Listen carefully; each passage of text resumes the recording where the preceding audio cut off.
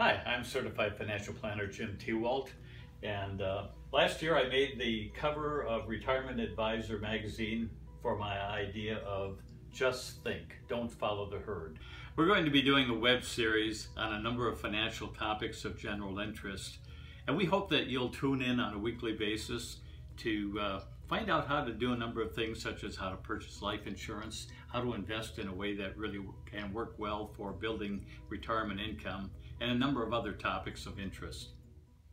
Now you might wonder, what does John Wayne have to do with financial planning? Well, as I mentioned, you could always count on John to be there when the chips were down or in times of trouble. And if you choose a financial planner, you're going to want to choose someone that you can count on to be a steadying influence in your life when times are tough. There are times in the stock market, for example, when you might want to just run for the exits. At that time, a good planner will be able to calm you down and steady you and have a strategy in place for you that you can count on so that you're able to stay the course, because oftentimes staying the course is the difference between success and failure. To help you decide how to choose a financial planner, I'm going to use an acronym, PET, like your pet goldfish, your pet monkey. The P is for person. The person you choose as your financial advisor should be someone who is trustworthy, a good communicator, a good listener, someone who will give you information in a non-sales pressure environment. It's important that that person takes a fiduciary approach to working with you. And a fiduciary approach just simply means that your planner is going to always put your needs ahead of his needs or her needs in every transaction.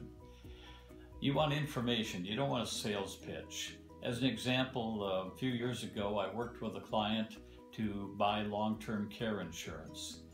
We talked about every type of way that that client could address the financial risks associated with long-term care expenses.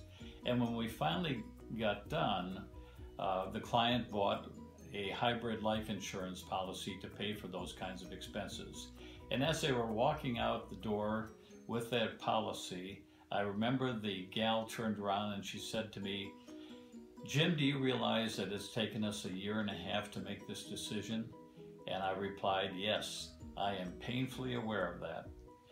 Now, I said that as a joke, but when you are making important financial decisions, I think the key is that you can make them in an environment where you don't feel a lot of pressure, where you can assess information that's relevant to you in making your decision. The E is for environment. Planners work in different environments. Some work in brokerage firms, some work in banks, some are independent.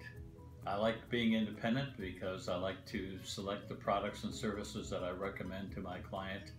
I like to recommend things that I feel are the best suited. But each area has a culture. As an example, if you work with a planner that's in a brokerage firm, that planner might be more oriented towards stocks and bonds. Sometimes people that work in brokerage firms are not particularly fond of annuities. I happen to feel that annuities have a place in people's financial planning, but not everybody shares that view.